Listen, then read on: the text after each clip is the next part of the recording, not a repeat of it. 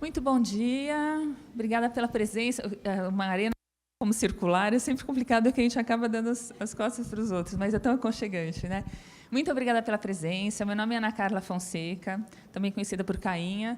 Junto com o Alejandro ali ao fundo, sou co-curadora deste projeto, Diálogos Startupeiros, que faz a abertura deste espaço que vocês estão estreando, da Arena de Economia Criativa do Farol Santander, um projeto que nós idealizamos junto com eles, para a gente discutir o futuro. Então, o futuro das startups, o futuro da inovação, o futuro da cidade, é um espaço de reflexões, de debates, de apropriação, de tudo que a gente pode efetivamente pensar para frente, fazendo jus a este prédio, né? Este prédio tem uma série de curiosidades, talvez vocês já conheçam, depois muita gente certamente vai ao Mirante, mas ainda hoje é o terceiro mais alto arranha-céu de São Paulo. Quando começou a ser construído, era para ser o mais alto edifício das Américas inteiras. Depois, quando terminou de ser construído, era o mais alto da América Latina. Mas ele sempre teve essa proposta de olhar para frente, né? De empreendedorismo, de inovação, do que era a cidade, do que era a economia. A gente quer resgatar isso dentro da lógica do Farol Santander também. Então, é um prazer ter vocês aqui nesse nosso momento de abertura e para um tema tão fascinante como é a moda, lidando com sustentabilidade, com inovação, com tudo que é para frente, o que a gente quer mudar no mundo e que a gente saia daqui muito inspirado para já sair mordendo a mesa para fazer um monte de outras coisas bacanas acontecerem. A gente tem o luxo de ter 3 meninas aqui incríveis e a gente vai chamá-las por safrinha. Então, a gente vai começar com a Juliana Pirani. A Juliana, enfim, tem um currículo extenso de cada uma delas, mas ela é sócia e cofundadora da iFit Fashion, que é uma empresa que, como vocês vão ver, cria soluções tecnológicas e sociais voltadas para o mundo da moda, com enfoque no mercado de roupa sob medida. Eu confesso a vocês, quando a gente estava buscando um nome, a gente tinha que escolher uma startup brasileira de moda. Tinha um monte de startups incríveis, mas a gente viu esse projeto e falou assim, tem que ser essa menina, tem que ser o máximo, olha só, todo mundo vai ficar fascinado, a gente ficou encantado, vocês vão ver por quê. E não por menos, inclusive, a iFit Fashion foi vencedora da Imagine Cup, que é um campeonato mundial da Microsoft em softwares. Então, a gente tem esse orgulho também, né, de ter uma campeã mundial aqui, mostrando para a gente essas nossas estripulias. E a gente vai seguir depois com a Enrica, que a gente trouxe da Itália, e a Graça, que eu já conto para vocês um pouquinho do que apronta.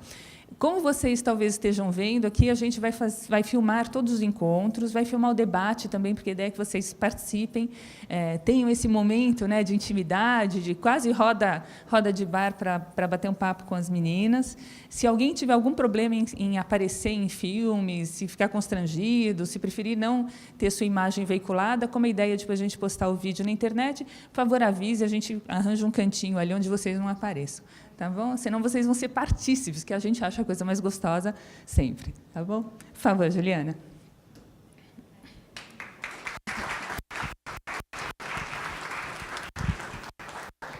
Bom dia, gente. Eu não vou dar as costas para ninguém, mas eu vou dar as costas para vocês. O máximo para conseguir olhar para todo mundo e falar com todo mundo sem ficar tonta também, tá? Como a Cainha falou, meu nome é Juliana Pirani, eu sou uma das cofundadoras e idealizadoras da iFit Fashion. A iFit Fashion é uma startup que cria soluções tecnológicas voltadas para o mundo da moda. Eu vou contar um pouquinho da nossa história antes de contar exatamente o que a gente faz, que aí vai fazer mais sentido na nossa caminhada, tá?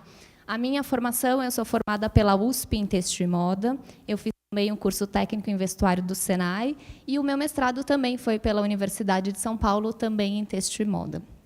Quando eu estava na universidade, ainda no bacharelado, na graduação, eu comecei a fazer alguns projetos de pesquisa junto com professores e com outros colegas, focados principalmente no mercado da moda. Eu gosto bastante, eu falo que eu gosto de criar coisas com a moda.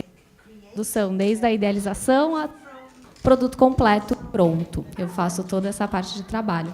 E aí, nesse momento, quando a gente estava lá fazendo pesquisas e conversando, a gente começou a perceber, principalmente eu que sou costureira, quando eu ganhei a minha primeira máquina de costura e quando eu comecei a costurar, as pessoas me pediam muito para eu fazer ajuste nas roupas. Faz uma barra de calça para mim, a cintura está larga, faz uma pence, essa manga está muito... essa peça não está no meu corpo, alguma coisa está errada aqui. E a gente começou a perceber que isso era muito recorrente. É muito normal as pessoas terem que ou ajustar as roupas ou não encontrar roupas que sirvam. E a gente possível, tem que ter uma solução. Qual que é a solução para esse problema? E a solução, então, são roupas sob medida. São roupas feitas especialmente para cada uma das pessoas. Mas por que a gente não tem, então, o guarda-roupa cheio de roupas sob medida? Afinal de contas, 80% das mulheres têm roupas nos seus guarda-roupas que não servem. Então, a gente tem a roupa e a roupa não serve na gente. 65% das pessoas têm dificuldade em encontrar roupa que sirvam perfeitamente. A gente falou, um número gigantesco. É muita gente que não encontra roupa que sirva e que não compra roupa sob medida. Por quê? Porque esse é um processo que demanda tempo. Ele é um processo difícil de ser feito. Cada roupa, ela parte de um molde. Um molde, ele é uma representação bidimensional do tecido que a gente vai depois cortar e costurar. Então, no processo de tamanhos estándar, tamanhos padrões, você usa um molde para cortar centenas ou milhares de peças, P, G, 36, 38, 40, 42 e por aí vai. No processo de roupas sob medidas, a gente precisa de um molde para cada roupa, para cada pessoa. E isso, obviamente, ele demanda tempo e ele demanda dinheiro. Então, a gente falou, e se a gente automatizar esse processo? E se a modelagem for feita automaticamente? E aí a gente desenvolveu, então, um software que gera automaticamente moldes de roupa sob medida. Qual que é a ideia? A partir de um primeiro molde, a gente consegue redesenhar esse molde para qualquer corpo, para qualquer pessoa. Obviamente, como todas as ideias um pouco audaciosas, isso deu bastante trabalho. Então, a gente teve que fazer primeiro uma pesquisa para entender os corpos, os moldes e o que era feito em moda. A gente precisava entender como os moldes eram criados para poder, então, alterar esse trabalho, para poder apresentar esse trabalho de uma outra forma. Então, a gente fez uma pesquisa super extensa sobre modelagem, antropometria, sobre o que as pessoas vestem, como elas vestem, para transformar isso em linguagem matemática e, por fim, numa linguagem computacional. Esse foi um processo longo e extenso, porque a gente precisava que as coisas dessem muito certo. Para validar, todo o processo a gente precisa validar. E aí a gente falou, tá, legal, vamos começar a produzir, então. Então, a gente produziu saia, a gente produziu blusa, a gente produziu camisa, a gente produziu calça, e a gente chegou no momento ali que a gente falou, a gente precisa de outro tipo de validação. E, em 2014, a gente inscreveu o nosso projeto no Santander Universidades, que era um concurso do Santander, que apoia ideias de estudantes, principalmente de estudantes, professores, eles têm várias linhas de pesquisa, no passado até foi um pouquinho diferente, e nós somos ganhadores na categoria Indústria e Inovação. A gente recebeu um apoio de R$100 mil do Banco Santander para desenvolver o projeto. Isso foi um respiro absurdo, porque a gente conseguiu, com esse momento, pegar um pouco mais de força e continuar nas pesquisas. E realmente entender como que aquele software a gente podia levar ele para o mercado, como que a gente ia fazer isso. E um dos momentos de validação mais legais que a gente conseguiu ter, junto até com esse apoio financeiro do Santander, foi a gente fez um concurso com o vestido da Princesa Isabel. Foi um vestido que ela usou, a gente tem registros, esse vestido fica no Museu da Bahia, aqui no Brasil, e esse vestido é super complexo, ele é um vestido que tem um corpete, uma saia, um manto, uma ideia, só o corpete são 10 partes completamente diferentes, as partes são super complexas, ele é super ajustado, e a gente falou, a gente precisa pôr o nosso software num estresse absurdo, a gente precisa realmente fazer um teste de estresse, a gente precisa entender quais são as limitações desse produto. Obrigada. E o legal desse teste, principalmente, foi o seguinte, a gente lançou um concurso, então, faça o seu vestido da princesa. A única exigência do concurso era, utilizem o nosso software e o nosso molde, ponto, e façam o que vocês queiram fazer. No final, a gente teve um vestido de uma criança de 8 anos, que foi a princesinha Isabel, feito em cores brasileiras, então verde, amarelo, coisas assim para puxar para o Brasil. A gente teve uma princesa Isabel steampunk, totalmente estilizada, customizada, com um vestido com amarrações, com lacing, com couro. A gente teve um vestido de super rendado, bordado. A gente teve todos os tipos e cada um feito de um tamanho diferente. E aí a gente foi falar, então, com os participantes do concurso, perguntar para eles quais foram as dificuldades, o que foi difícil, o que aconteceu nesse processo. A gente precisa entender, a gente precisa ouvir vocês. E aí um dos alfaiates falou para a gente, nossa, bordar essa pedraria, eu bordei pedra a pedra, foi muito trabalhoso. Tá, mas eu quero saber antes, eu preciso saber da dificuldade com o meu software. Não entendi, não teve dificuldade. Então, foi um momento de surpresa que a gente falou, nossa, isso é muito simples. A gente teve pessoas que não costuram, que não fazem modelagem, que usaram o software. Elas simplesmente entraram no site, colocaram as medidas do corpo e imprimiram o molde. Aí, realmente cortar e costurar a peça. A gente chegou a ter economia de tempo de trabalho nessa peça de 12 a 15 horas. Então, um processo que demoraria 12, 15 horas a mais com o nosso software diminuiu. E aí, quando a gente já tinha todas essas validações de o nosso software funciona, a nossa modelagem é bacana, dá certo, deu tudo certo, a gente falou assim, e o mercado? Como que o mercado enxerga isso? Como que as pessoas enxergam essa ideia? Porque uma coisa é você ter uma ideia muito legal e que funciona dentro do laboratório, que funciona dentro da universidade e que funciona com alguns produtores, mas e o resto do mundo? E aí a gente decidiu se inscrever na Imagine Cup, que a Cainha comentou, que é uma Copa do Mundo de computação. A Microsoft promove essa Copa do Mundo em alguns países e depois tem a final mundial. A gente se inscreveu na edição Brasil e nós fomos campeões da categoria Inovação aqui no Brasil e fomos também selecionados para representar o Brasil fora, lá na final mundial. Foram mais ou menos 300 mil pessoas no total competindo, pessoas de computação competindo, e a gente chegou lá. Primeiro brasileiro, dos Estados Unidos, todo mundo aqui é brasileiro, tirando a Henrica. A gente é muito expansivo. Então, a gente chegou lá, um monte de brasileiro com vestidos de princesa, com roupa, mulheres na computação, que já não é tão comum, e com um projeto que tinha um encaixe com a tecnologia, mas também com o mundo. E quando a gente decidiu, então, levar esse projeto para o mercado e falar dele para pessoas reais, a gente caiu num outro impasse, que é como a gente vai vender isso? Para quem a gente vai vender isso? Quem são as pessoas que vão consumir o nosso produto? E aí a gente encontrou duas maneiras muito interessantes de monetizar isso, de realmente fazer dinheiro com o projeto. A primeira delas, acho que todo mundo conhece, é você comprar um software como serviço. Então, eu sou um produtor, eu já tenho uma cadeia, eu já faço, eu vou consumir isso e eu vou oferecer roupa sob medida. Isso é uma coisa muito legal, a gente oferece que as empresas que já produzam roupas, elas possam produzir agora, então, roupa sob medida num processo otimizado, mais rápido, que gaste muito menos. E a segunda maneira que a gente enxergou foi, poxa, tem um monte de gente que trabalha no mundo da moda e que é invisível, que a gente não sabe que está trabalhando, que são as costureiras. Todas as roupas que vocês estão vestindo aqui hoje, elas passaram pela mão de uma costureira. Mesmo que a gente já tenha muitos processos otimizados, alguma costureira mexeu nessa roupa. E a gente falou, por que não, então, pegar essas pessoas e empoderar elas ainda mais e dar um espaço para elas dentro da moda muito mais visível e muito mais importante? E foi daí que a gente decidiu, então, que a gente teria um espaço para as costureiras utilizarem o nosso software diretamente, serem remuneradas diretamente pelos consumidores. Então, a gente oferece um serviço para o pequeno produtor oferecer, então, o seu produto final para o consumidor. Num esquema de marketplace, você entra lá, escolhe o seu produto, a costureira recebe o molde pronto, ela imprime em casa, a gente tem a versão do molde para imprimir em plotter, em grandes tamanhos, mas também a versão que ela pode imprimir em impressora comum, ela imprime, corta, costura e manda para o cliente final. Então, dessa forma, a gente tem uma maneira de gerar renda e gerar lucro para toda a cadeia de uma forma muito mais forte, de uma coisa muito mais poderoso.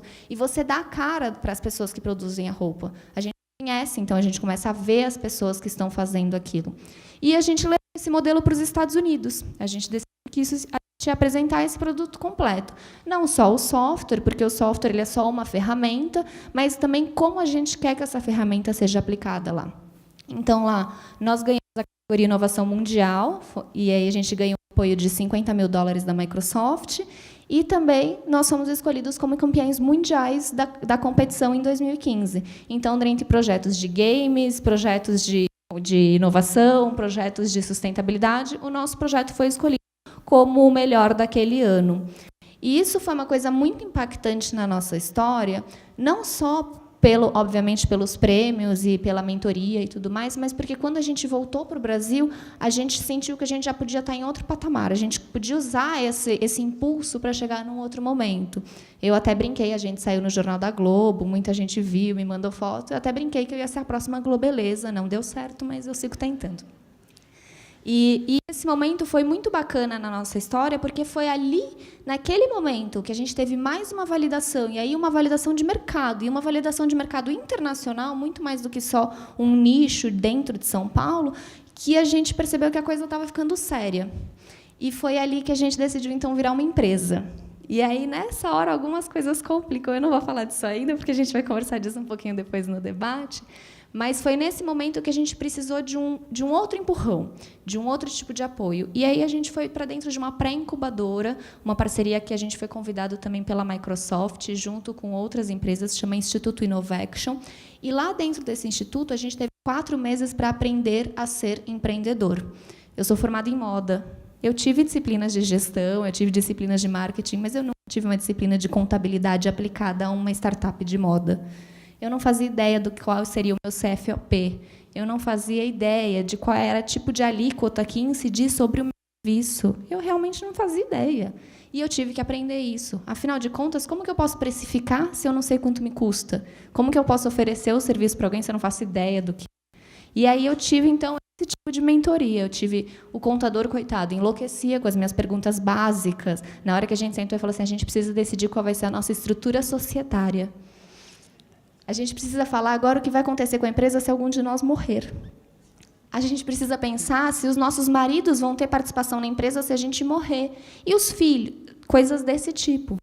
E são coisas muito reais e que a gente empurra, porque são difíceis. A gente empurra, a gente realmente... Aquele foi um momento, assim, só o documento de sócios, ele passou pela mão de todo mundo centenas de vezes.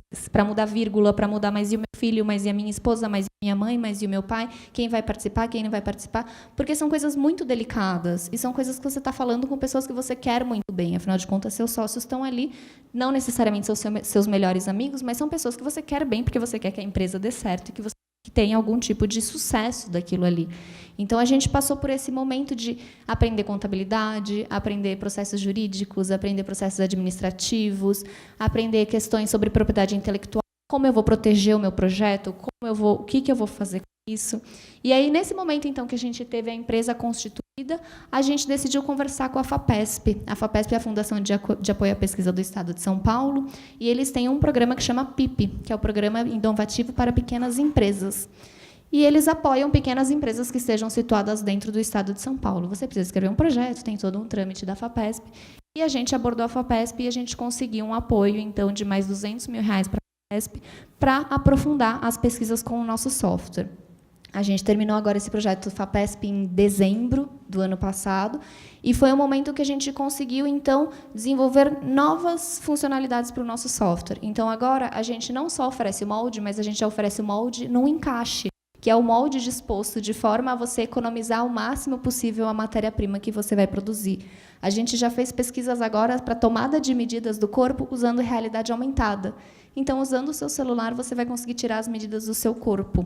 A gente está otimizando todos os processos para que o mercado também veja que a gente sempre tem inovação para oferecer, que o software ele é só um meio, mas a gente tem muito mais coisa acontecendo sempre.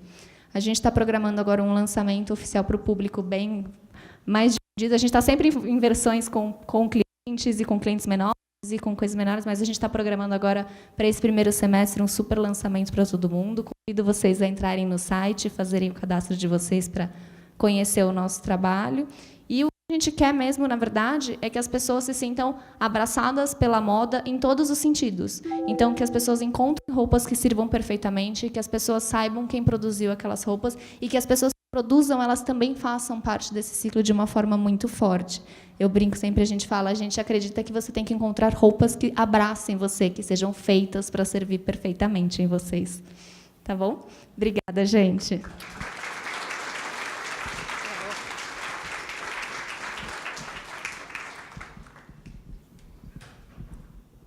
Obrigada, Juliana. Vocês entenderam por que a gente ficou apaixonado, né? Não tem como não, não tem como não. Enfim, eu queria, então, somar esse entusiasmo todo, essas entregas, e o mundo é possível, né? que a Juliana tanto traz, e transformando algo que é profundamente criativo em agora eu posso dar as costas. Em algo que é negócio, na veia, inovação, empreendedorismo, é tudo isso que a gente vibra quando ouve falar. E essa proposta é profundamente bem-vinda, é a tônica justo do projeto, para a gente mostrar que aquilo que é mais gostoso, que faz o sangue da gente ferver e sair cedo da cama, é o que também pode gerar muitos recursos e satisfação também financeira, né? Que as coisas não são inconciliáveis. Então, nessa atuada, queria chamar a Henrica Arena. A Henrica, eu tive o prazer de conhecer quando fui jurada de um concurso mundial chamado Creative Business Cup, em 2013, na Dinamarca. Fiquei encantadíssima pelo projeto. Falei, menina, preciso ir para o Brasil. Laranja, a gente também tem laranja, maior produtor de laranja, maior exportador de laranja, vem para o Brasil. E a gente finalmente conseguiu trazer pela primeira vez no Brasil. A Henrica nos dá o prazer de sua visita. Ela é cofundadora de uma empresa chamada Orange Fiber. A Henrica é nascida na Catânia, na Sicília, mora em Milão hoje, é formada em Cooperação Internacional e Comunicação e tem uma paixão por empreendedorismo social, como, inclusive, vocês vão ver na fala dela, como força de crescimento, desenvolvimento, trabalhou na Biblioteca de Alexandrina, trabalhou para o PNUD, tem aí uma trajetória super interessante e traz esse carinho pela terra dela, que se concretizou num negócio que é um negócio de impacto mundial e com muito apelo para um país como o nosso também. Henrica, por favor. Grazie. So, in the meanwhile, thank you for having me. It's really a pleasure, and I'm super curious to know after my presentation what you think about the project and if you can imagine a way of work together. So we'll start with this video, which was... Non volevamo diventare eroi, ma semplicemente provare a guardare le cose da una prospettiva nuova. Crescendo in Sicilia siamo state abituate a vedere le arance intorno a noi, fanno parte del paesaggio. Adriana ed io ne siamo state circondate sin da bambine. Per noi sono molto più che semplici frutti, sono opportunità se guardati con occhi creativi. Solo in Italia ogni anno vengono prodotte più di 700.000 tonnellate di sottoprodotto di agrumi. Adriana, con una formazione in design, ha osato porsi la folle domanda: e se si potessero trasformare le bucce di agrumi in abiti? Mi ha coinvolta ed insieme abbiamo iniziato a cercare una risposta. Per verificare la fattibilità della nostra idea abbiamo coinvolto il Politecnico di Milano. Giorni, settimane e mesi di duro lavoro in laboratorio. Decine di test per cercare di sviluppare un processo efficace. Oggi abbiamo un meraviglioso tessuto nelle nostre mani. È sostenibile, biodegradabile e rappresenta un grande passo avanti verso un'industria della moda più rispettosa dell'ambiente. Una mente aperta può portarti lontano, così come la creatività, ma dobbiamo fare questo percorso insieme. Il futuro non è un luogo dove andare, ma un luogo da creare.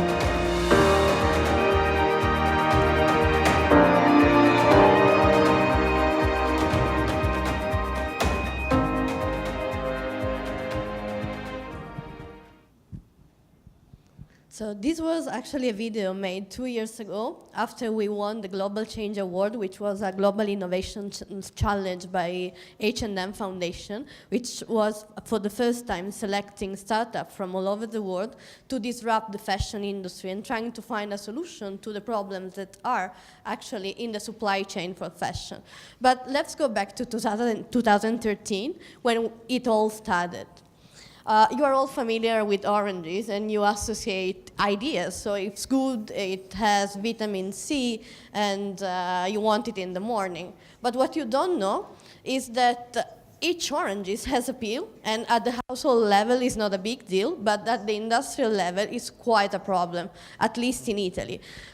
So as far as we know, there's no way to successfully reuse it in Italy. And a lot of companies that are making juice have been closed because of the incorrect disposal of this waste. So Adriana was thinking about what can I do for Sicily and from our oranges that can have an impact in fashion. And with this thing in mind, and with a background in fashion, so no chemistry, no industrial processes, nothing at all, she wrote a thesis on how to make a fabric from oranges. And she had the chance to, because there's always a mix of craziness, having an idea, and meeting the right people to team up, with a professor from Politecnico di Milano, which actually opened her the doors of the lab and proposed her to do the trials there. And from that moment, we started with the concrete and real idea of things can happen, can be feasible. And from this actually started the whole patent process. So we started with Italy, then we extended our patent worldwide. We actually have a patent pending here in Brazil. But that was just the beginning, because when you are in a lab and you think, okay, this is feasible, you think, okay, I'm done. I will sell the patent to a company and they will develop it and everything will be fine. I will work with them forever. But this is not what happened in real life. So, okay, this is feasible. What's next? We started applying to startup competition. And the moment was a good moment because there was not yet a hype and an interest around startup. And it was mostly digital. So the idea of two girls from the South having this potential product in their hand was very successful. So they didn't really look at the business plan and the numbers because we had no background in economy or nothing like that, but they liked the idea. So this gave us the force to try further. And trying further, we started fundraising. And when we started fundraising to create the first prototype, the first feedback that we had is, but if you don't have a prototype, I won't fund you. It's like, but I need to get to a prototype because I can't make it in my kitchen or in my room. I need a small lab, which is, as Politecnico di Milano, I need researchers working for me to scale this thing. And they are like, well, this is not my problem. So you start looking for government funding that supposedly will support you in that. So with a mix of public and private funding, we managed to have the first prototypes after a couple of years. What we found is that we need, for an industrial product, you need an industrial supply chain, which is quite obvious when you see it backwards. But when you are there, you're just trying to make things done in a quicker way, and industrial partners most likely will be slow because they have their own business to care for. So they have to stop what they do, or at least slow what they do, to let you do your test. So we did everything on a small scale. When I say small scale, I intend that the first sample was a sample of 1 meter of fabric that was ready right before Expo 2015. Any of you has visited Expo in Milan? Well, 2 years ago, there was this big expo in Italy, and it was all about food and the relation with food and its waste. So a lot of attention around the team was there. And we have been contacted after winning some prizes for startup by the company Salvatore Ferragamo, because they wanted to do something for Expo. And we were like, okay, I can show you the sample, but it's 1 meter. It's quite difficult that we can make something in a couple of months. And we started this conversation, on one hand, very excited, and on the other hand, quite frightened, because timing and it's the first client, how do you handle it? So what happened was that actually the first product with Salvatore Ferragamo just went out in 2007, so not really time for Expo. But this brings us to speed up and understanding what we do and what we want to do as a company. So basically, what we do is that we create a fabric that is alternative to cellulosic fiber. Are any of you familiar with what is a cellulose fabric? Like acetate, viscose, cupro. Now that I say the name, you know. So we are doing something alternative. Normally it comes from wood. So they extract and purify cellulose from wood, while we take cellulose from the citrus byproduct, so from something that is freely available and that is actually something that has to be disposed, and we transform it in a fabric. I will make this turn. You can just have them going around, just to know how it feels, because people normally think this will be raw. This will be like linen, or this will be like organic cotton. But what we developed is something that is actually similar to silk. So it's for luxury consumer, and it wants to show that recycling or reusing, rethinking raw materials can be luxury. It doesn't have to look bad. So on one hand, we reduce waste because use a byproduct, and on the other hand, we created an ingredient brand. You'll see our logo. We had in mind the model of Gore-Tex or Lycra. You go to a shop and you want to have something that has Gore-Tex inside if you are into outdoor, because you want to stay dry and you want to transpirate. You associate some values to the fabric even if you don't know how it is made and why it has those characteristics. It adds up value for you. So what we wanted was to associate values to the idea of this fabric can be used. That's the timeline. I told you the story more or less already, but just to make it short, we had the idea 2012, 2013, established the company in Italy 2014, prototype in 2014, and 2015 we received funding at the government level to create the first pilot plant.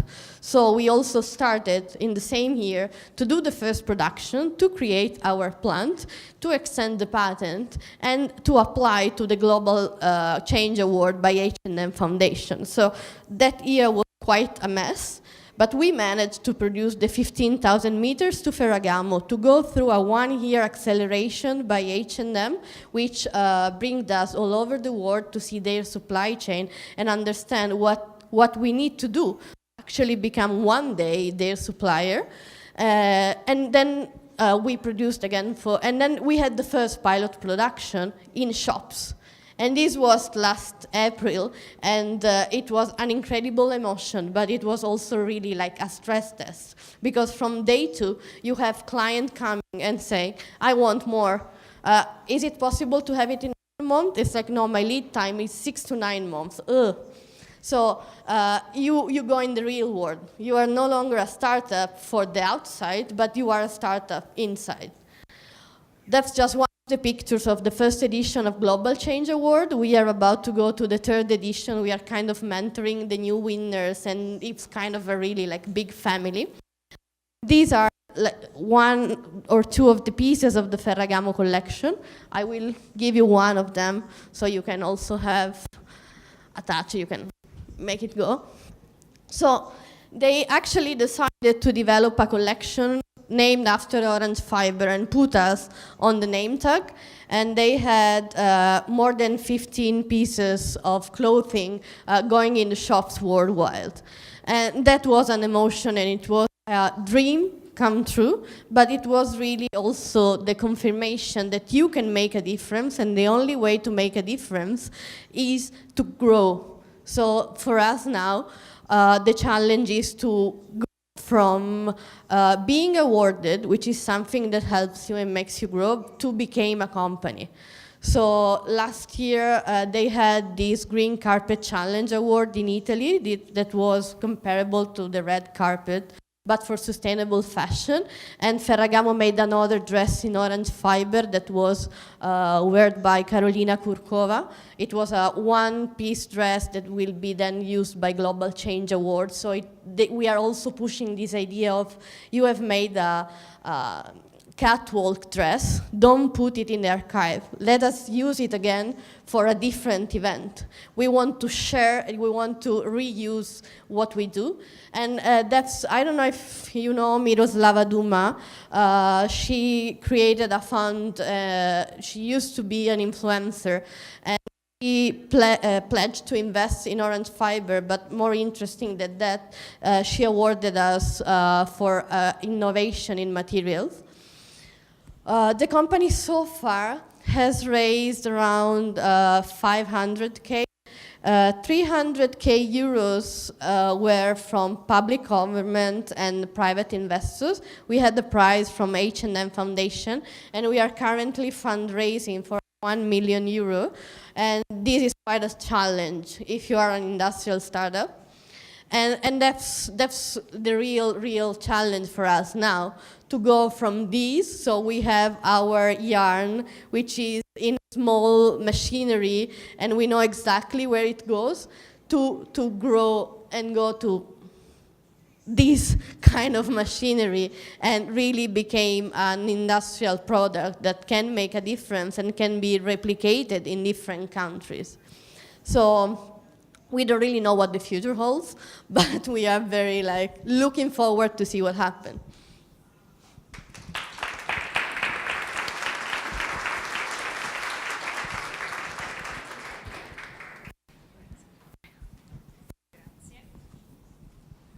Incrível, né? Muito bacana. A gente vinha conversando, a Henrica chegou quinta-feira, a gente conversou um pouquinho sobre Brasil, ela fez um curso intensivo de 2 dias de português, né? Já provou algumas delícias, que é sempre uma forma da gente estar introjetando a língua. E, realmente, a cada entrevista, a cada pessoa com quem a gente falava desse projeto, eu falava, mas tem uma aderência tão interessante como processo, como lógica, né, para além de produto, com o que a gente discute e faz no Brasil. Então, reunir essas 2 meninas aqui é um privilégio. E, para compor esse trio, agora eu vou puxar a sardinha para um lado, porque eu sou fanzoca de carteirinha, eu sempre discuto com a Graça que eu brigo com a família dela para quem tem a carteirinha de fã número 1, mas eu queria chamar a Graça Cabral. A Graça Cabral tem um currículo extensíssimo, mas, para resumi-lo, é uma executiva com mais de 20 anos de experiência no mercado de comunicação, economia criativa e inovação. E aqui eu faço parênteses. O Alejandro e eu, na Garimpo de Soluções, trabalhamos há 15 anos formalmente com economia criativa, em 30 países já. Quando a gente começou a discutir economia criativa aqui, havia umas 2, 3, 4, 5, poucas pessoas que entendiam o que era e que entendiam profundamente o assunto e que se uniam nessa bandeira, falaram assim, isso tem tudo a ver com o Brasil. E a Graça sempre foi uma dessas pessoas. E eu me lembro muito bem do primeiro encontro que a gente convidou a Graça em 2015, na Fiesp, e ela dizia, eu sou o intangível do intangível, né? Porque eu tenho uma plataforma de serviços vinculados à moda que rompe completamente com os paradigmas tradicionais de uma semana de moda. E ela começou a expandir isso de uma forma exponencial para trazer a economia criativa de uma forma sensível para o Brasil, pelo viés da moda. Enfim, co-criadora da São Paulo Fashion Week, movimento Hotspot, do projeto Estufa, que é justamente vinculado a empreendedores, a linha de startups da moda, e mais 300 mil coisas. Foi vice-presidente do INMOD, Instituto Nacional da Moda e Design, responsável pela curadoria e implementação de inúmeros projetos e parcerias especiais. Enfim, Graça Cabral é uma instituição, não uma pessoa, além de ser uma amiga querida. Graça, por favor.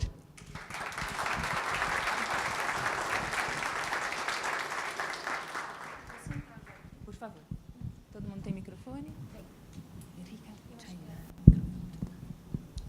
Bom dia a todos, legal que vieram, muito boa essa conversa. Eu sou, mais do que essas coisas todas que ela está falando, eu sou uma entusiasta eu fico emocionada com esses projetos. Para mim, eu acho que são pessoas que têm uma vontade de questionar o que a gente está vivendo, os processos, etc. e tal, e pensar uma coisa nova. Quer dizer, isso acho que é a base de qualquer pensamento de uma startup, ou mesmo de quem está empreendendo, seja com os recursos próprios, já saindo, fazendo empresa. Eu acho que é perguntar por que é assim e por que não pode ser de outro jeito, e trazer essa inquietação e essas perguntas que a gente se faz no dia a dia e ver de que forma a gente pode participar e transformar. Porque a gente hoje vive conectado o tempo inteiro, mas não era assim antes, né? A gente, quando começou o São Paulo Fashion Week, a gente trabalhava com rádio, não tinha celular, não tinha nada disso. Então, e hoje a gente fala como era possível. E era possível.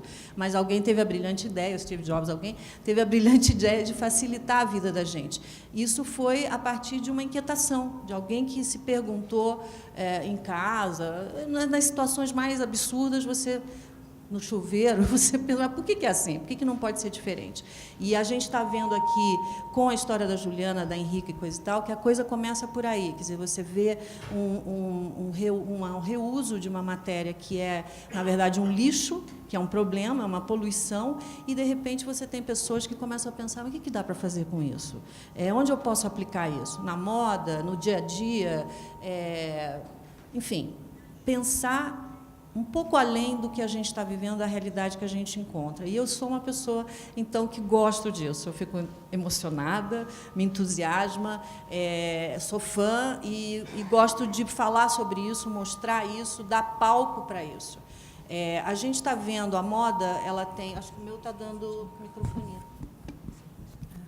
A moda, ela é uma cadeia extensa, vem da agricultura até o consumidor final, e a gente tem vários processos que são invisíveis. Quando a gente compra uma roupa, não necessariamente a gente leva em consideração todos os processos pelo qual aquela roupa passou ou chegou até você.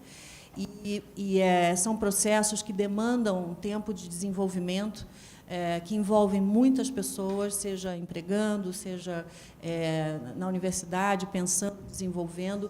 É claro que no mercado como a gente está, no momento como a gente está hoje na economia mundial, os investimentos em P&D, em pesquisa e desenvolvimento, são mais restritos, e a gente tem aí mais dificuldades. Mas as empresas, elas estão parcerizando, isso é importante que a gente traga para a realidade. Então, a empresa também tem demandas, e a universidade tem que estar cada vez mais próxima dessas demandas para que ela possa estimular a academia, os alunos que têm esse tempo e essa dedicação a buscar soluções para questões que o mercado precisa. Às vezes, o mercado não enxerga, então também pode vir uma solução que não era esperada, o que é bárbaro também. Então, acho que isso, cada vez mais, a gente tem que estimular.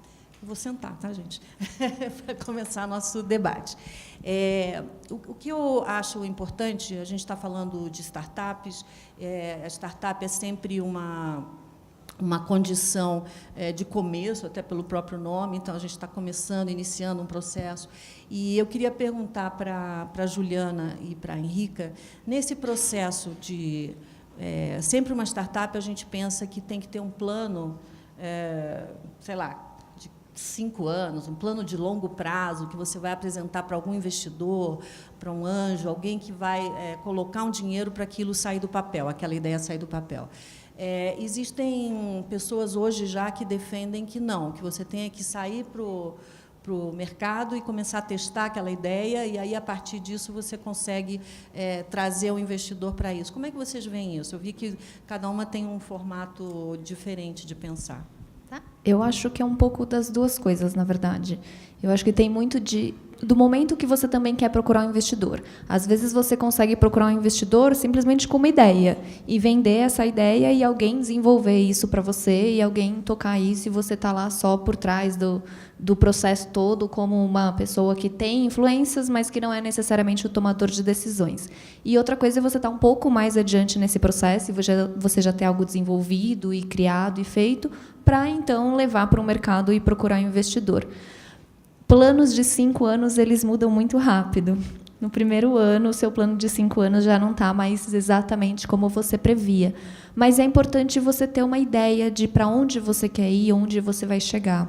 Às vezes, você faz um planejamento que, no primeiro mês, você já gastou muito mais dinheiro do que você previa, ou também você já ganhou muito mais dinheiro do que você já previa. Então, eu acho que o mais importante é você conseguir se adaptar, é você conseguir entender o que o mercado e os investidores estão procurando, o que é uma missão hercúlea e muito difícil, é entrar na cabeça das pessoas que ganham milhões e milhões e que têm milhões para pôr na sua empresa e entender o que ele está procurando, e também conseguir se adaptar a isso, porque às vezes você tem um feedback que você fala, eu estou no caminho errado, eu estou fazendo tudo errado, eu vou para casa, eu vou chorar, eu vou dormir, e é o que eu tenho para fazer. E, na verdade, não, é um feedback para você falar, poxa, tem uma coisa aqui que eu posso melhorar, que eu posso pensar melhor. E eu acho que o plano, nessa ideia dos 5 anos de planejamento, é muito mais nisso. É você ter algo para se apoiar, mas não é escrito em pedra, não é uma coisa que você não pode mudar e tentar evoluir a partir daquilo ali.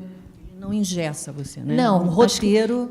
Eu acho que hoje em dia, principalmente no nosso cenário econômico e tudo mais, qualquer iniciativa que seja engessadora, ela não é bacana, porque você precisa se modelar, você precisa ir mudando, você precisa se adaptar, você precisa estar pronto para os desafios. Então, se for algo que você não consegue mudar e que você não consegue mexer, ele vai te atrapalhar mais do que, na verdade, o que ele teria que fazer. Porque um plano, na verdade, é um plano para te ajudar, é para você ter uma meta, é para você tomar decisões, mas não para você seguir aquilo ali. Não, eu preciso fazer isso, não, eu não posso gastar mais R$10 porque esse mês não está no meu planejamento. Claro, não gastar R$10 a mais numa coisa supérflua e fútil, né? Mas às vezes você precisa investir um pouquinho a mais em nuvem, em máquina, em tecnologia. Então, é ter essa visão completa do processo.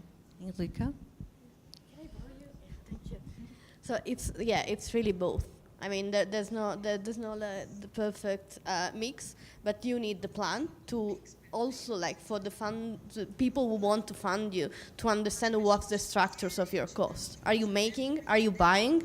The people that you want to hire, do you really need to hire them? They can also support you, like, you cannot source these, and so you just pay per finished product. So I think that the importance of the 5 years plan is for you to understand how to improve your structure, and it's normal, like, you change every 2 months, every 3 months, maybe sometimes every month.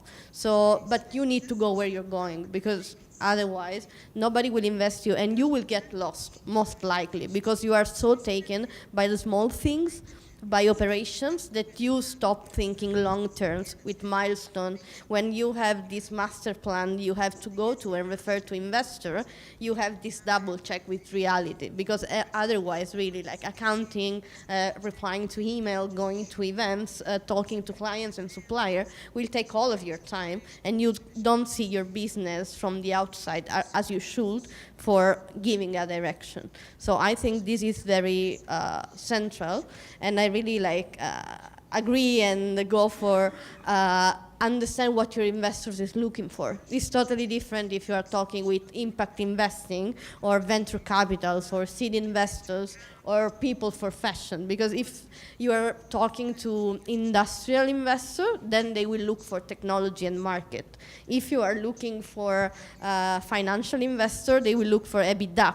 So how do you play around those things? Because you both know you are playing. Because if you don't have revenues or have revenues for 100K and you are putting 15 million euros in 4 years, they know they just want to know that you are doing the homework and that you have an idea of where you're going. So I think it's both, really both. A gente vê muito que é um processo também de aprendizado contínuo, né? Um processo que você, na verdade, não está pronto. Apesar de você, né, ter uma meta, etc. e tal, é um processo, como você falou, você tem que se adaptar, você tem que ajustar. Nesse processo, como é que vocês aprenderam a conversar? Porque uma das coisas que a gente via muito na questão da economia criativa era como aproximar o criativo dos investidores ou das próprias empresas, das parcerias, porque a linguagem era uma linguagem que, né, cada um falava um idioma. O que vocês tiveram que fazer para aprender isso? Porque, né, eu vi que na apresentação das duas isso veio à tona. O que vocês tiveram que fazer? Quais foram os desafios? E o que vocês sugeririam para quem está, nesse momento, vivendo, ou tendo uma ideia agora? Foi como eu falei, eu sou formada em moda, então, mesmo eu tendo uma parte da minha grade que é em administração, em economia, isso é muito pequeno perto da hora que você vai realmente sentar e fazer um plano de negócios e colocar tudo numa planilha e apresentar para uma outra pessoa. Eu tive a sorte do meu caminho ter cruzado com pessoas muito bacanas, principalmente no Instituto Innovaction. Eu tive um mentor muito próximo, que é o Franklin Luzes. Ele é um cara que ele teve uma empresa, ele vendeu a empresa, ele teve outra empresa, ele vendeu a empresa. Então, assim, ele é da trajetória do empreendedorismo e startup muito forte. Então, ter contato com essas pessoas que são do mundo dos negócios foi essencial para mim. Até desde você aprender o que você deve falar e como você deve falar, e principalmente o que você não deve falar, e o que você não deve fazer, e como você tem que se portar e tudo mais. Para mim, uma das coisas muito importantes, e que eu acho que eu sempre deixei isso muito, muito claro para todo mundo com quem eu trabalhei, é que eu não quero perder quem eu sou. Eu não posso virar uma engravatada, porque senão eu não vou conseguir continuar fazendo o que eu faço. Se eu tiver que usar o tailleur e ficar com o cabelo arrumadinho e falar as gírias do hashtag empreendedorismo, eu não vou conseguir ser o que eu sou. Então, para mim, foi achar um equilíbrio nisso. Foi conseguir comunicar o que eu preciso comunicar e mostrar uma seriedade, mostrar que eu entendo da parte de negócios, mas que eu sou uma criativa e que eu sou uma pessoa que trabalha com moda e que explora isso. Então, esse equilíbrio é difícil de achar, mas o importante, eu acho, que é querer procurar a informação. Eu falo, eu trabalho numa empresa de moda e tecnologia. Eu entendo de tecnologia, mas eu não sou programadora. E teve um momento da trajetória que eu falei, eu vou sentar e eu vou aprender a programar. E aí vieram todos os meus amigos programadores e falaram, para quê?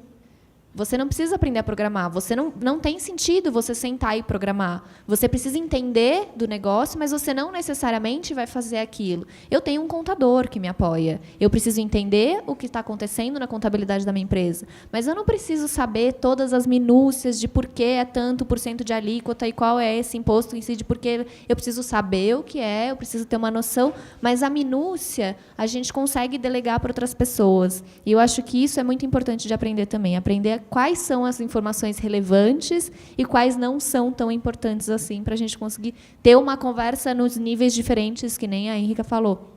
De você conversar com uma venture capture, ou você conversar com um amigo, ou você pedir um financiamento, um apoio de um anjo, são coisas diferentes e a gente precisa aprender esses diferentes tons da conversa. Acho que a Henrica até já falou um pouco sobre isso, né, Yeah. And I think the other stuff that is very crucial is to have mentors. She mentioned. And I think, at least for my experience, there's a missing link because we do have mentors for like finance and other crucial part, but I think there's a missing opportunity in people who are looking for employment or have some free time. Because the mentors that I have are people who are like 40 to 50 or maybe older, and they have their own business to manage. So, and they already have other job position because I cannot pay them right now. So they can do a coordination, they can do a high level planning with me, but they won't sit with me and adjust the spreadsheet every night or every week. So I think there's a missing link there, a missing opportunity for a lot of young people that maybe are still studying or maybe are doing their internship and might have a couple of hours or a weekends where they can work. Because I think the startups can be really a boost also for that. So for us, mentorship is crucial, and I think, yes, learning is the other stuff. When I was into development cooperation, I knew nothing about fashion, and mostly I knew nothing about industrial processes behind creating a product. So you always have to question what other people are doing for you, trust them, but question, and then studying. So at the very beginning, a good friend of mine working in McKinsey told me, go and find who are the biggest producer of what you do in the world and try to get them on board. And I was like, no, I'm too small, I need to prove the market, they will steal the idea, everything will go wrong. I'm afraid 4 years after, I have to say that he was right. Because we finally went to them and they, like in 1 week, even if they will decide not to work with us, we don't know. But they gave us so much information in a single meeting than we found in 4 years of studying.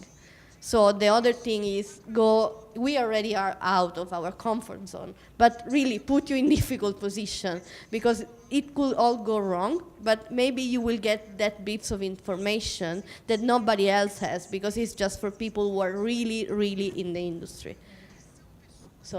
O mentoring é um fator super importante esse é o ambiente mais favorável. Vocês, quando quiserem fazer perguntas, me avisem. Vocês podem cooperar comigo também, trazer as suas questões aqui, tá? As curiosidades. A Regina já quer falar lá.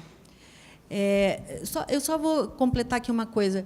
Vocês acham que esse ambiente de startup, o ambiente de startup é um ambiente geralmente associado à inovação, tecnologia, etc. e tal, mas esse ambiente de startup na moda, e a moda tem muito a aprender com o ambiente de startup, que geralmente a moda é startup, porque são pequenos negócios e geralmente surgem dessa maneira mais informal, e talvez é isso que você falou, né? Como é que você é levado a sério e transpõe essa coisa sem perder a autenticidade.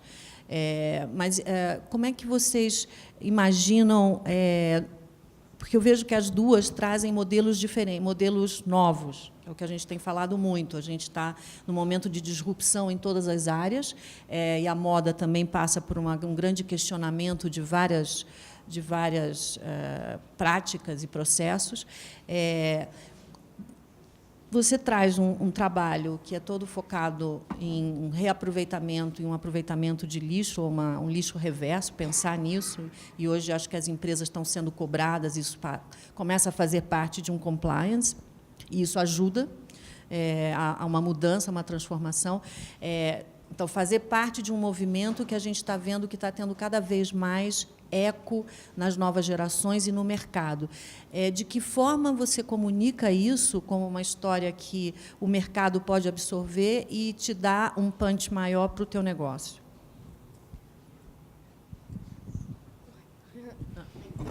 So, thank you for the question. I think there's two levels. One level is fashion designer most likely don't want to think about the story. They just want to have the perfect fabric that can be printed or transformed into the perfect outfit. So you need to understand how to communicate to them that what you are giving them can feed their supply chain. And this was one of the because we were there like, we are super sustainable, we reuse oranges, and they're like, can I print it? No, but seriously, so you need to understand who's your public, really, and be ready for each one of them.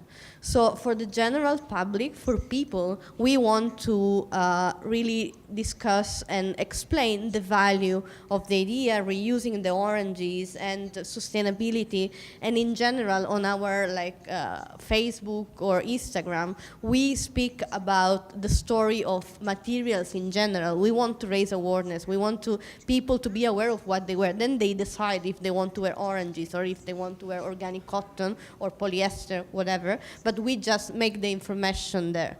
So for people, general people, we just try to give them information. And we associate that with our story because we think there's a value in what we do. So this is also a way of protecting our IP in a way, because in fashion you're very connected to the designer and to the value that designer embodies. And we do that with the fabric and the story of the fabric. So this really helps because it stays in people's mind. So it's like, okay, oh, this is made from orange. I like the story. I've heard it already. It's something that sticks. While when you work in the market, within the market, you need to understand what they want to know about the product. Because if it's the more sustainable product in the world, but then you can't provide it timely, or it can't be colored, or it degrades under the sun, you're doing something amazing, but they just won't buy it because they need to do business as you do. So you need also to fit. You want to disrupt, but I think the key to disrupt is to enter the system. And then gradually modifying yourself, improving, scaling, but entering in a way that it's easy to adopt.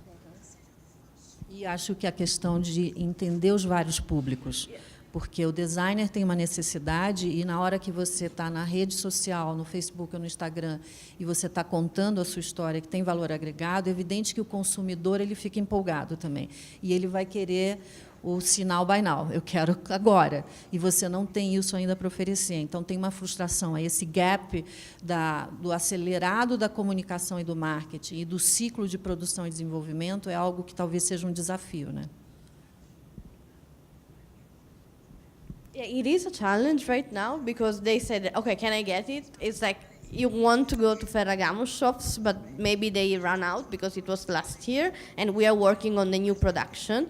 And this also happens with new clients B2B, because they are like, okay, where can I get the fabric? Who is your distributor? It's like, I don't have a distributor. We are doing, if you want to work with me, now is more CSR than a supplier-client relationship. So let me understand what's the final end of your fabric. You have seen the samples. We can do pretty much everything. We can mix it with silk, with alpaca, with organic cotton. But I want to produce in this moment just for you. I don't want to have inventory and leftovers, because it's totally different from the idea why I'm born. So we need to create this collaboration. But this is a barrier right now, because maybe in 9 months or 6 months, the director of buying or the buyer won't be there anymore. They will change company, so it's a mix. So it can get frustration, but you need also to live with that when you are a startup, because you can't do everything perfect from moment zero. So you will have around you those people and those clients that are the early adopter that can wait. I mean, that are able to do that journey with you, knowing that you have a limited time to scale and become accessible, but you can't think, I will sell to H&M in 6 months, because their volumes and their timing and their supply chain is just out of your scope at the moment. So it's also a matter of targeting and understanding where you are and where you want to go again. Esse timing também é algo que você vive, porque vocês pensaram na parte de processo e de serviço, né? Então, vocês oferecem um instrumental, que seria o software, mas também um serviço hoje, já na evolução do próprio projeto que vocês começaram. E isso a gente está vendo que, cada vez mais, também a individualização dos produtos. São nichos, mas são nichos que podem virar uma cauda longa. Então, esse timing também, de poder oferecer um produto e no tempo certo, contando em que você está fazendo uma intermediação entre a costureira, não é, que vai pegar o serviço, e o cliente. E a gente sabe que a gente ainda tem um gap de profissionalização aí, onde também você vai ter que ser a responsável no teu marketplace de falar por que a roupa não ficou pronta. E você não vai poder dizer que foi porque ela teve um problema com o filho, né? Então, assim, acho que tem questões aí que vocês estão avaliando, e esse timing, como é que você coordena? Foi como você falou, a gente tem questões, quando a gente está lidando com pessoas, indivíduos, a gente tem questões individuais muito mais fortes do que quando você está comprando um produto de uma empresa gigante, massificada, que você vai lá, você não vai chegar numa loja de camiseta e eles vão falar, então, a camiseta branca acabou, só tem a amarela. E você vai falar, tá bom, aí você vai para a próxima loja de camiseta e você vai achar a sua camiseta branca. Quando é um produto feito on demand, sob medida, você tem uma expectativa diferente, você tem uma exigência diferente, até do tempo de produção, do carinho, do produto final, do acabamento. Tem várias questões de timing que são muito importantes. Uma coisa que eu falo muito é que a pessoa que está comprando aquela roupa sob medida, ela também tem que entender o que ela está comprando. É o que a Henrica falou também do grande, de quando você vai vender em grande escala, ela vai vender tecido, ela precisa de tempo para produzir e tudo mais, do mesmo jeito que a costureira também precisa de um tempo para produzir aquela peça de roupa. Se você precisa de um produto rápido e que não necessariamente seja produzido da melhor forma possível, você vai comprar no varejista comum. Quando você está se pondo à disposição de mudar o mercado e de ser disruptivo, a gente também precisa se adaptar como consumidor. Então, a gente precisa entender que o tempo é diferente, que o produto não vai chegar para você em 2 dias, que talvez ele demore 5, talvez ele demore 15. Depende da complexidade do produto, depende da linha de produção da pessoa. Então, isso são várias funcionalidades que o nosso software ele tem, que o nosso serviço também tem, que é a costureira conseguir delimitar quanto tempo de trabalho ela vai ter por semana, como está o estoque dela de material, se ela tem disponibilidade para fazer aquela peça naquele tempo ou não, para que nenhuma das partes se sinta frustrada, nem o consumidor e nem a costureira. Porque, claro que, para a gente, quando a gente está comprando, a gente fica chateado, ai, que droga, não tem, acabou, atrasou. Mas a pessoa que está produzindo, ela também passa por um estresse. Ela também fica agoniada de não estar atendendo aquele pedido, ou de não ter atendido no prazo certo, ou de ter alguém reclamando do seu trabalho. Todo mundo aqui porque sabe que as duas partes são delicadas. A gente não gosta de receber frustração de nenhum dos lados. Então, essas são delicadezas que a gente tem que adereçar com muita atenção, que a gente percebe que é uma coisa muito delicada, que a gente precisa realmente entender quais são as demandas. Ótimo. Regina? Uma parte da pergunta que eu ia fazer você já respondeu, o que a Graça colocou, né? Mas ainda tem algumas dúvidas. Por exemplo, assim, como que vocês pensam, até em relação ao que a Graça falou, né, de todo acompanhamento do processo, né? Como que vocês fazem para selecionar as costureiras, por exemplo? Né? E eu também mexo com costura, assim, como hobby, mas também, até por isso, mais curiosidade, né? Então, assim, como que vocês conseguem fazer uma seleção e, de repente, sei lá, tem um cliente que está em Santarém e ele quer contratar uma costureira de São Paulo. Você oferece a modelagem que se ele souber tomar as medidas, porque também depende disso, né? Depende da pessoa saber tomar as medidas certinho, né? Para fazer essa ponte. E aí a minha outra pergunta é assim, como que é a entrega? Sei lá, é correio? Como que termina o processo? A costureira não precisa ser necessariamente de São Paulo, né? Já não. Que é a gente, que eu acho que pior ainda. Você tem que estar com a costureira próxima, seria a isso? A ideia é a seguinte, você pode escolher dentre um pool de costureiras que oferecem aquele serviço. Então, você vai entrar lá e você vai ter a costureira A, B e C que oferecem a peça que você está procurando. Essa costureira você vai escolher por qualificações, então ela já vai ter reviews de outras pessoas, ela já vai ter estrelas, ela já vai ter fotos e feedbacks. Você vai poder escolher, poxa, essa daqui está em Santarém, então eu vou comprar dela porque ela tem uma proximidade geográfica. Ou não, eu vou comprar essa de São Paulo mesmo, porque para mim não tem problema nenhum que ela seja lá de São Paulo e não tem a distância e o tempo de entrega, eles não vão acarretar. Então, o cliente ele vai ter como escolher dentre vários parâmetros da costureira.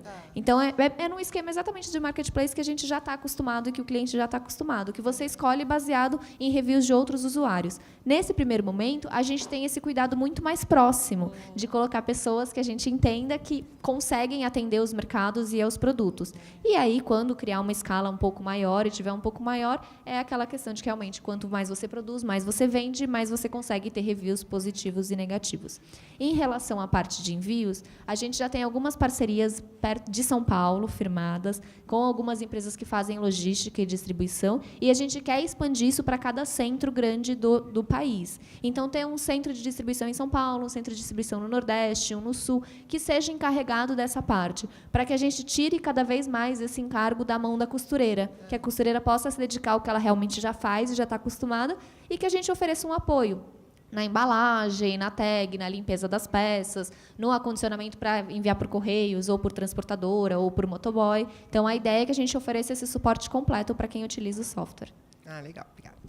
Na hora que você tem o molde, você oferece um tipo de tecido? Ela tem também uma escolha de tecidos? Como é isso? Sim, a pessoa, quando você vai ser o comprador final, você vai escolher a peça de roupa e aí cada produtor tem uma oferta de tecidos, de cores, de materiais que ele trabalha para poder... Produtor, você diz a costureira? A costureira, isso. A costureira então, a ou costureira, a além confecção. disso, ela passa a ser também uma empreendedora no sentido de que ela tem que ter um estoque de tecidos ali ou Isso, oferecer um... ela oferece o que ela tem ao alcance. Ela não necessariamente precisa ter um estoque, mas ela precisa oferecer algo que esteja ao alcance dela. Ela não vai poder oferecer um tecido que ela só encontra num lugar muito específico, que é muito distante, que ela não tem como ofertar. Penso que, de repente, pensar... Outra, já quer se meter no negócio. Adoro, vai. Eu penso que, de repente, ter uma espécie de uma tecidoteca, as variáveis, porque você tem, sei lá, quero fazer uma calça de couro. Eu sou vegana, quero couro vegetal. Então, de repente, você ter porque não é toda costureira que costura todos os tecidos e o tipo de maquinário que precisa. Por isso que tem essa delicadeza, esse cuidado de que a costureira também ela vai poder falar, eu faço esse tipo de material e eu faço esse tipo de processo, porque é uma questão de maquinário, é uma questão de conhecimento da matéria-prima, do processo. Então, não adianta pegar uma pessoa que trabalha com seda delicada, lingerie, de repente vai trabalhar com couro ou com material sintético, e com uma coisa mais pesada. Então, tem mais complexidades aí. É super complexo, ele tem várias nuances.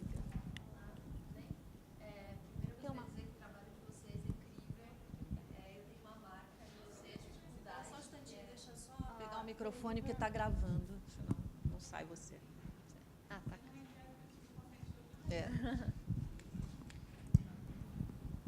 Oi, bom dia. Então, eu gostaria de parabenizá-las pelo trabalho que vocês fazem, que é incrível. Eu tenho uma marca e eu sei a dificuldade que é de encontrar materiais limpos, a dificuldade que é encontrar profissionais qualificados, esse gap é enorme. Eu não consegui entender, Juliana, se o seu negócio ele já está acontecendo. Ele já está acontecendo. Eu entrei aqui no site, então, eu entrando hoje, eu já consigo...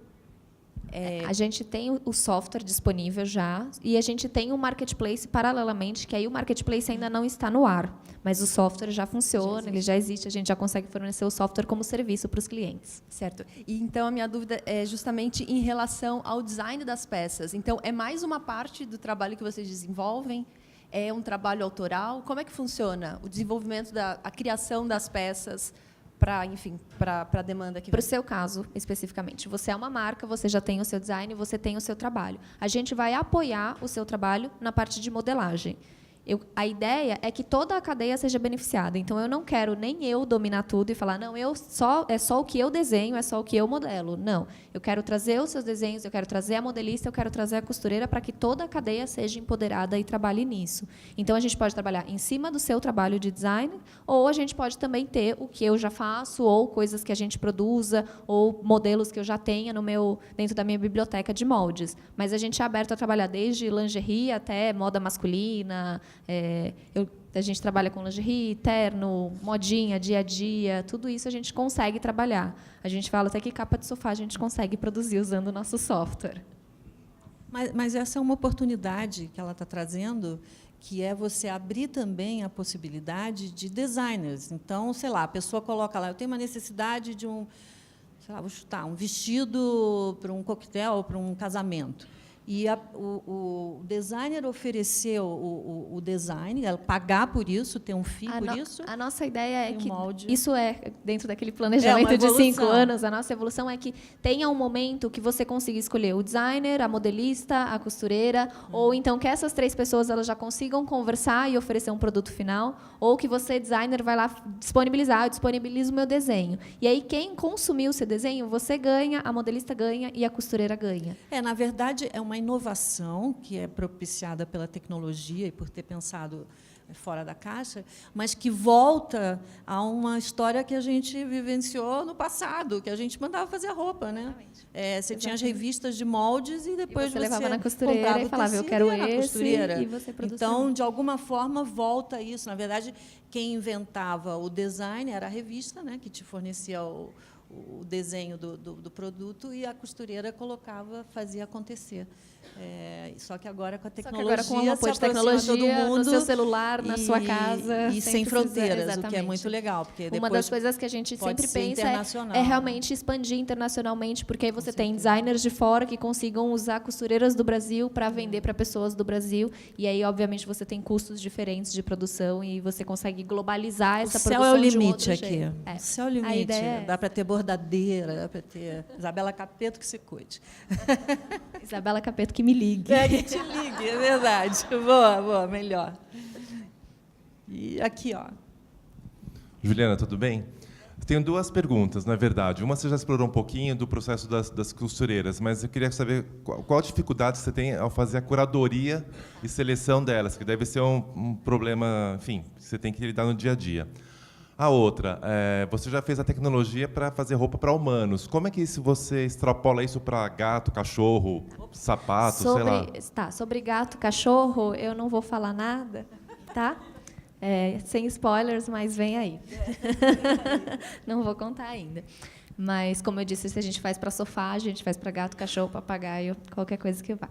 Em relação às costureiras, é um processo super delicado.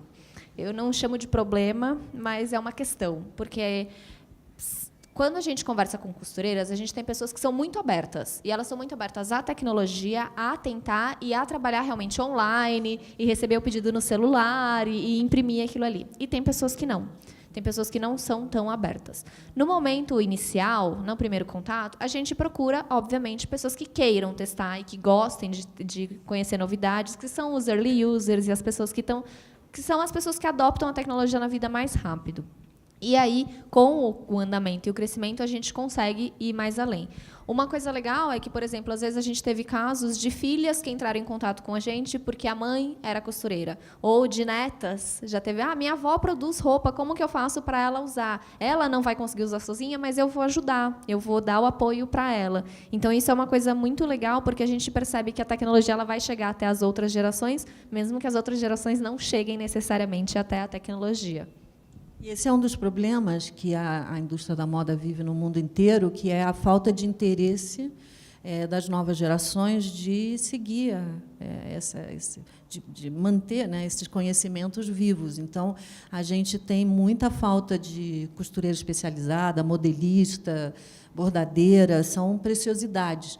E, muitas vezes, é vó mesmo, e tentando ainda envolver, a filha já não quis, tentando envolver uma neta, etc., e tal, para entrar. Então, a tecnologia pode tornar atrativo, novamente, uma profissão que caiu em desuso, porque, pensa, uma costureira é ficar em casa, né? Geralmente perdem a visão, porque, né, agulha e bota linha, não sei o que lá. É um trabalho que a moçada não quer, eles querem estar mais na rua. Né? Eu falo muito que a avó costureira, a mãe não é costureira. Eu tenho isso na minha casa. As minhas avós são costureiras e os meus pais, minhas tias, ninguém. Né? Pula a geração. Porque a costureira ela não enxergava na costura uma maneira de você trabalhar e viver e ter uma renda bacana para os filhos. Então, e até de reconhecimento. Exatamente. Né? Então, a gente tenta inverter um pouco esse papel de colocar a costureira como protagonista. Colocar a pessoa que produz como protagonista. Você vai ver quem é, você sabe o nome, você sabe quem é essa pessoa, você sabe de onde ela é. A gente tem planos até de depois fazer vídeos com essas pessoas e mostrar a cara delas mesmo. Essa aqui é quem está produzindo sua roupa, ó, é aqui que sua roupa está sendo feita. Até porque nisso a gente consegue que o processo seja mais humano para todo mundo.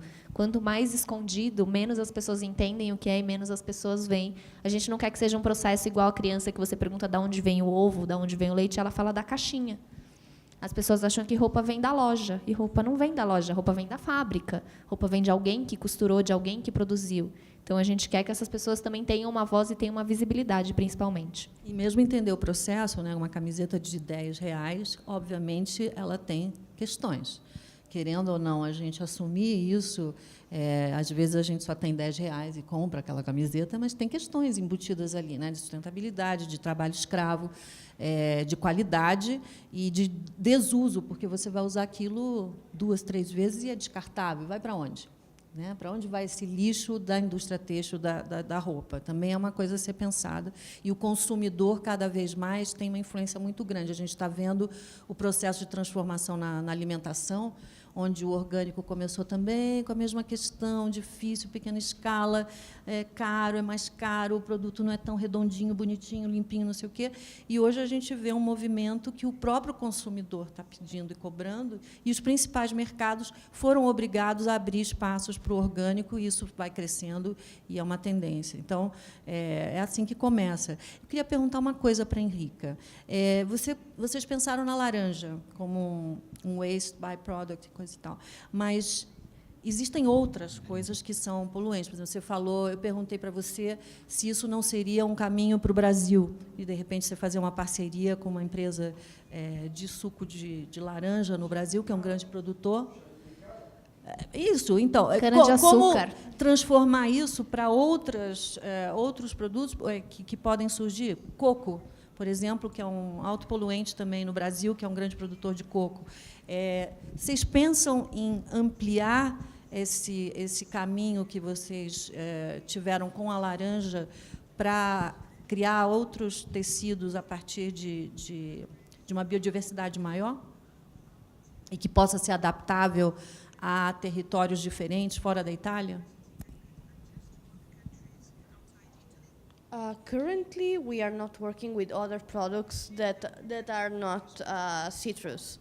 So lemon, tangerine, oranges are fine, but we are not trying anything else. And the idea will be to replicate that technology where oranges are. So Brazil is in the scope anyway, but not for other products. Then we can definitely support people who are already doing that, or have started something.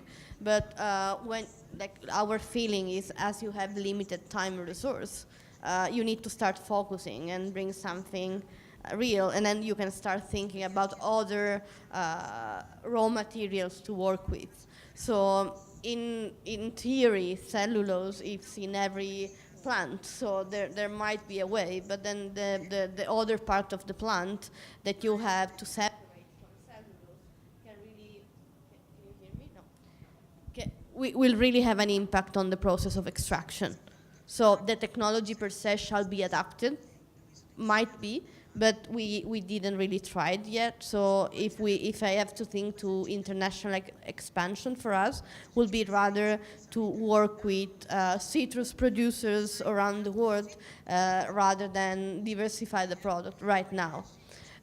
So that's the model more or less. But in Italy, the producer we are working with right now, they are already working with other materials that are not citrus. So in that case, I mean, if it's the same plant and the same partner, they know our process, so it will be quite easy for us to like, okay, let's do the same with your byproduct and try with our partner of spinning if there's space there. So if it's in a way easy and in the supply chain, yes. But then you need to have, it's also like who you want to be. Do we want to be an R&D startup? You can. I mean, you have a chemistry team, and then you do that also for other components, or you want to sell the fabric. The two things can live together, but you need the right partners for each of these, because it's different. Eu tenho uma pergunta para Juliana. Tudo bem? Bom dia. Juliana, é o seguinte, eu adorei a ideia. Eu também sou aluno do Senai, a gente sabe o quanto é difícil. E eu queria saber se tem conversa com Audaces, se eu quiser importar uma modelagem minha, porque assim, a minha esposa e eu, a gente tem uma marca de plus size. Então, plus size é muito difícil de você achar, enfim, se eu não consigo fazer de pequeno tamanho, de 44, 46 até 60, sem alterar curva, enfim. Como eu posso fazer isso e atender toda a minha demanda de biotipos diferentes, por exemplo? Adoro, vou te dar meu cartão depois. O que o nosso software faz, na verdade, ele desenha os moldes sempre do zero. Então, ao invés de fazer uma graduação, que é o que vocês provavelmente estão acostumados a fazer, ele cria do zero sempre um molde novo. Então, a partir daquelas medidas, ele cria um molde. Provavelmente, quando você coloca as medidas do plus size lá no nosso software, ele já gere moldes que atendam às suas necessidades. Ao invés de você ter que adaptar, então você faz uma graduação do 46 até o 50 e depois outra do 50 até o 56, você gera moldes sempre novos para as pessoas. E uma coisa que eu sempre falo, que é... Ninguém acha que, por exemplo, eu preciso de roupa sob medida. As pessoas olham para mim e falam, imagina, eu tenho uma diferença de quase 30 centímetros entre a minha cintura e o meu quadril. Estou revelando minhas medidas para vocês, tá? Então, o que serve no meu quadril não serve na minha cintura e vice-versa. O que serve na minha cintura não serve no meu quadril. Com o software, eu faço um molde especificamente para mim. Então, eu consigo delimitar que a minha modelagem ela siga os parâmetros que eu quero. Então, se eu quero que a minha medida da cintura seja levada em consideração nesse ponto, nesse ponto, nesse ponto, ela é. Se eu quero acrescentar mais medidas, então eu quero fazer uma coisa mais personalizada ainda, eu consigo. Ou se eu quero fazer uma coisa menos personalizada, eu consigo. A gente testou uma modelagem de camisa de maneiras super diferentes. Uma que a gente colocou absolutamente todas as medidas do corpo masculino que a gente podia pensar. Então, pescoço, costas, braço direito, braço esquerdo, comprimento do corpo, tórax, cintura, quadril, tudo possível. E uma que a gente colocou 3 medidas. E a gente falou, a gente precisa testar, a gente precisa ver o que vai acontecer nisso daqui. E as duas, depois de ajustes, claro, deram certo e funcionaram. Então, tem a ver também com como você quer atender o seu cliente. Se é um cliente que é muito personalizado... Ele está morrendo aqui. Se é um cliente muito personalizado, então que você vai atender com 50 a 60 medidas diferentes, ou se é um cliente que 2 ou 3 medidas já satisfazem aquele produto final.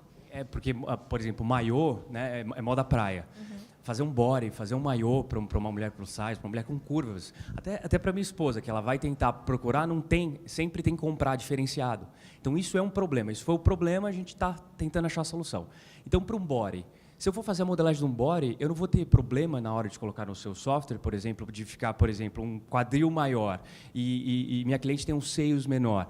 Não vai ficar aquele engrunhado de tecido? Vai acompanhar? Eu vou conseguir fazer? Você vai fazer a medida do body já levando a medida do busto menor e a medida do quadril maior. Entendi. Ao invés de você fazer um body gigante, que depois você vai diminuir só no busto, não, ele já vai ser feito seguindo aquilo ali. Vocês fazem modelagem? Eu faço tudo em casa, tem 2 máquinas de costura. Então, você conhece modelagem. Você imagina como são as modelagens das minhas calças. Porque é um quadril e uma cintura. Sim, então, sim. você olha e fala, isso aqui nunca vai dar certo. Isso aqui está tudo errado, a proporção está toda errada. Eu falo, obrigada, né, por estar chamando meu corpo de todo errado. E funciona, entendeu? Então, é uma questão de você fazer o seu molde já para o seu público. E tão personalizado quanto você queira. Obrigado.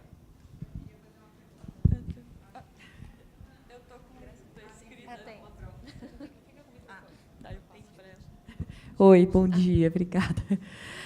Primeiro, parabéns para as duas, né? Foi incrível vir aqui essa manhã, nesse lugar, e ouvi-las. Aí são 2 percepções, não são 2 perguntas, né? Uma é em relação a, não sei se vocês pensaram em expandir, no caso para a Juliana, a questão do ensino, me pareceu que isso tangível, assim, ou faz parte, né, do pacote, de talvez treinar essas costureiras para o uso desse aplicativo. Vira o clube, né, o clube do eFit Fashion. Então, veio fazer parte do clube. De repente, elas terem essa assistência, né, talvez ela não seja tão capacitada, mas ela pode vir a ser, né, se vocês tiverem uma expansão, talvez vocês já tenham pensado nisso. Eu vou falar para as 2 primeiro, né, e da Henrica, né, saber se ela conheceu o trabalho da Flávia Aranha, aqui em São Paulo, que me parece que, se você não conheceu, talvez você pudesse visitá-la. Ela é uma pessoa muito aberta e que eu acho que tem um diálogo, quando você falou de fazer associações com designers, né, e, na verdade, pensar junto. Né, não, eu não tenho um monte de tecido para te fornecer, mas vamos pensar junto para vir a ter. Né? Então, talvez possa ser, talvez a Graça possa levar você lá fazer essa visita. A gente já faz. A gente já faz cursos para costureira, então a gente faz tanto a capacitação na costura, então a gente oferece, e a gente também oferece a capacitação no nosso software. O legal do software é que ele é tão simples, mas tão simples para o usuário final, que você não precisa de uma capacitação de fato. Você não perde meses para aprender a mexer no software, você não gasta muito tempo. Para o usuário final é colocar as medidas, muito fácil. E para quem usa para cadastrar os moldes, a gente tenta seguir o mais próximo possível das metodologias que as pessoas já estão acostumadas a trabalhar. Então, é muito mais como manejar aquele software do que, de fato, aprender desde o zero como fazer aquilo ali, como é aquele processo todo. E, na parte de capacitação, a gente já tem. A gente tem cursos que a gente oferece em parceria com instituições que já trabalham ou já têm o espaço e o maquinário. A gente oferece cursos, a gente dá os moldes, disponibiliza, e aí as pessoas são capacitadas em costura ou processos específicos. Thank you. No, I don't know. So I'm looking forward to like know more and visit and eventually get in touch with the São Paulo design community in a way and try to do something together here. So thank you so much for the suggestion.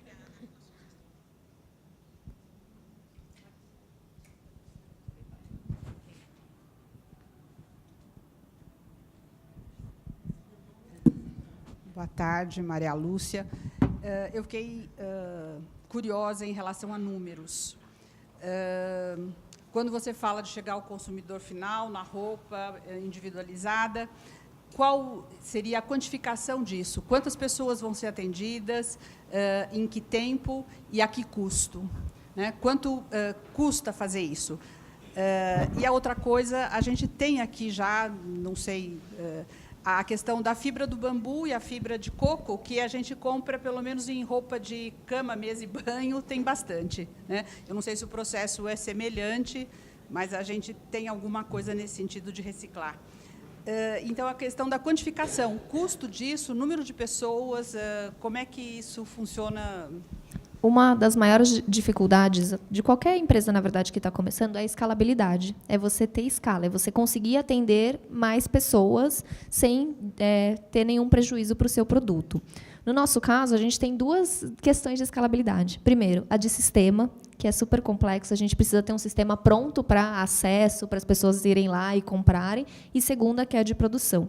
Quando a Graça perguntou, que ela falou que a gente precisa ter esse cuidado do tempo, das frustrações, uma das coisas que a gente tem muito cuidado é que, quando a costureira esteja lá produzindo, ela não precise, a todo momento, estar lá atualizando a lojinha dela, digamos assim. Então, a gente quer ter um sistema automatizado de que, quando chega num limite de pedidos, aquela loja feche, ou aquela loja fale, a partir de agora, vai demorar mais tempo para você receber o produto dessa pessoa. O que não quer dizer que você não possa comprar de outra pessoa, ou então esperar o tempo que está ali delimitado. A gente lida com pessoas, então, obviamente, a gente vai ter uma limitação. A ideia não é massificar, a ideia não é fazer aquilo ali ser um grande varejista. A gente quer que todo mundo seja remunerado e que todo mundo trabalhe na cadeia de uma maneira sustentável, também do ponto de vista social e de ter saúde, de ter tempo. Porque, também, se for para uma pessoa ficar 40 horas por dia sentada na frente da máquina de costura, não tem propósito. Então, a gente tem que calibrar isso, principalmente de acordo com o que a costureira está disposta. Então, ela vai falar, eu posso trabalhar tantas horas, eu posso produzir tantas peças, e eu posso fazer isso, eu consigo fazer isso em tantos dias, tantas horas. A gente vai ter praticamente um tempos e métodos ali, uma calibração de produção, ajudando a costureira que não necessariamente conseguiria fazer isso sozinha. O custo para o consumidor final? E o preço para o consumidor final não é tão distante do que a gente está acostumado a gastar em roupas tradicionais. Porque a gente faz o quê? Como a gente diminui a distância na cadeia, como você compra diretamente de quem produz, você acaba tendo menos players para remunerar. Então, a gente não tem que... Você tem menos logística, você tem menos... Não vem de navio da China até aqui, que é um frete caro. Você tem menos pessoas... Você tem, não menos pessoas, mas você remunera bem as pessoas que estão envolvidas na cadeia. Então, dependendo da peça, a diferença de valor aumenta mais ou menos. Então, você acaba tendo uma peça que pode ser até 30%, 40% mais cara. Mas tem peças que o valor é só 5% ou 6% a mais do que já de mercado atual.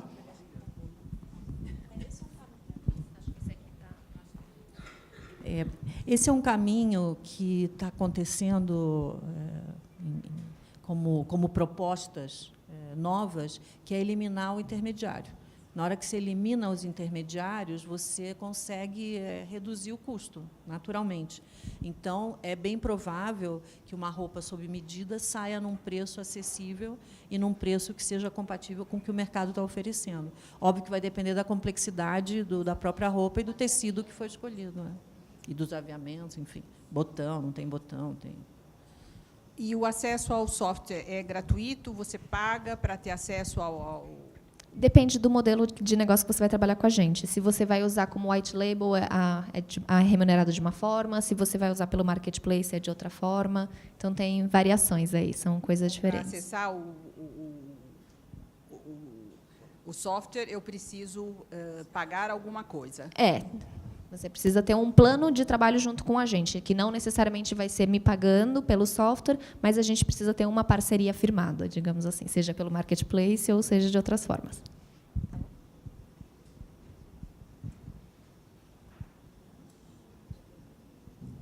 Alguém mais? Aqui? Aqui, ó.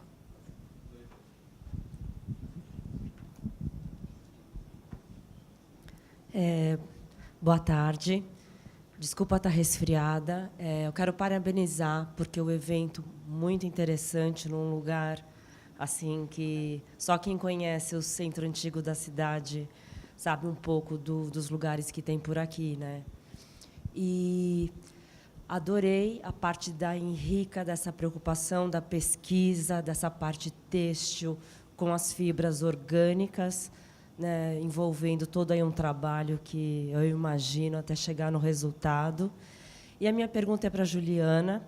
Eu sou formada em moda, venho desse processo. Minha mãe era antiga modista, então eu vi acompanhar você tirar os moldes, montar uma peça exclusiva para uma pessoa que tem proporções diferenciadas. E eu fui para a faculdade de moda, onde você tem exatamente ali no outro lado do mercado, que é a produção em massa, né? E hoje acredito nessa volta do mercado, onde as pessoas elas passam a exigir mais qualidade. Esse handmade também, onde você consegue hoje explicar essa peça foi feita para você, exclusiva para você. A minha dúvida, hoje eu dou assessoria e consultoria em algumas marcas. Como é que a modelista, no caso, ela precisa ter o plotter Ela vai ter o programa em casa, e aí ela vai precisar imprimir esse molde. Como é que ela vai trabalhar? Todo o nosso sistema ele é em nuvem, então você não precisa instalar nada no seu computador, não tem nenhuma coisa muito difícil. Você acessa e ele trabalha já em nuvem, online, então isso é super simples. Em relação à impressão dos moldes, a modelista ela pode ter uma plotter, ou a costureira, né, a pessoa que for produzir, ela pode imprimir isso em plotter, em grandes tamanhos, ou ela também pode imprimir, a gente já tem isso nessa configuração, em impressora comum. Então, ela imprime em tamanho, é o tamanho real, mas ela imprime em pedacinhos que ela consegue juntar e colar. A gente já está fazendo algumas pesquisas de corte automático, então você já vai fazer o corte, a gente já está com outro parceiro que tem esse maquinário, então você nem vai precisar imprimir o molde, você já vai cortar isso automaticamente. Aí é só pegar as partezinhas ali e costurar essa peça. E a gente também tem planos de ter espaços, seguindo um pouco da linha da qualificação, a gente ter espaços para as pessoas utilizarem toda essa infraestrutura sem necessariamente ter que adquirir esses equipamentos. Tá. E um detalhe, a parte de aviamentação das peças, como que é feito? Eu vou mandar para a costureira, ou ela vai atrás de todos esses detalhes? Depende do tipo de parceria que a gente tem firmada com a costureira. Tem pessoas que já têm toda a produção fechada, que elas já fazem tudo aquilo, que elas já compram todo o material, então, para ela, é muito mais fácil ela já oferecer tudo pronto. Tem pessoas que não, então, que aí eu apoio de outras formas. Então, depende de cada caso, acaba sendo um caso. Que legal, parabéns. Na indústria de calçados, você já tem algumas empresas que inovaram no modelo, exatamente colocando formas, né? Então você escolhe o tipo de salto, o formato, se você quer listrado, liso, enfim, tem lá as possibilidades. E aí você monta e eles produzem, que é uma forma que eu acho que você pode seguir também, que é ter as possibilidades de aviamento e aí casar também com uma indústria.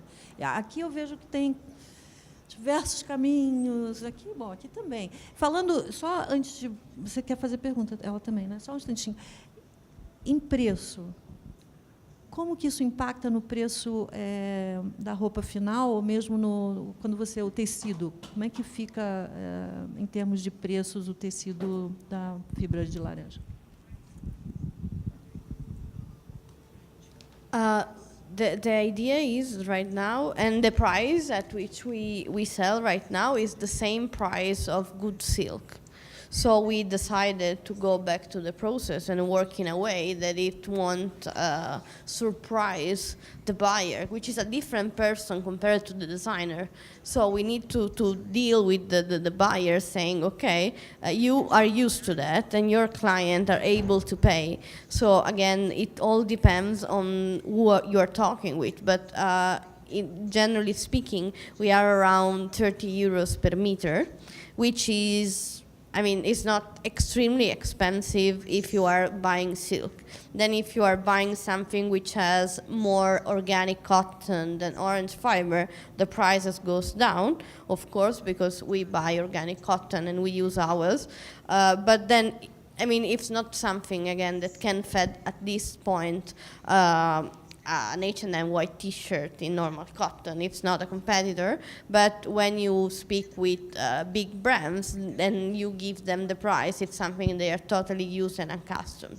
In the long run, the idea is really to work on the process, because now what's impacting the cost is the process, is not the raw material, because it's for free. So if we are able to optimize the process as it is for wood, for instance, then we can will never be competitor on that level, but it goes really down to a point where it can be accessible to everyone. Oi, meu nome é Paula, eu trabalho também com moda, na verdade trabalho com noivas, e a gente tem muito essa questão das medidas. Mas o que eu queria perguntar mesmo, Juliana, é ajuste. Ele chega a fazer ajuste, tem algum processo de ajuste com a roupa, e os modelos, porque cada modelo depende do decote, você mede o decote, então como funciona essa parte das medidas?